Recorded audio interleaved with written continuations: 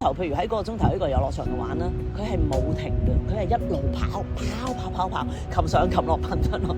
OK， 咁咧佢就話：哎呀，會唔會我個小朋友有過度活躍症咧？嗱，如果佢喺公共場合做一啲有破壞嘢，譬如佢整爛啲嘢啊，因為有啲小朋友咧，佢哋好奇心係好大嘅，佢唔係想整爛，而係佢係想研究下咧呢個物體係啲乜嘢。嗱，呢個咧真係大家要理解，每個小朋友咧都係一個個體，佢哋咧嘅發展咧個身心咧都唔同嘅，唔中意話係咪正常㗎？嗱，講真冇正常唔正常，呢個世界唔好俾一啲所謂嘅標準咧，就話咧你咁樣做咧就係正常。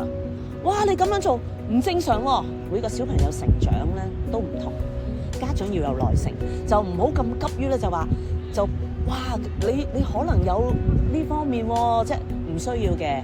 我哋唔可以話咧用一套標準咧就話哦呢個小朋友就係有過度活躍症啊，或者咧佢有呢個自閉症。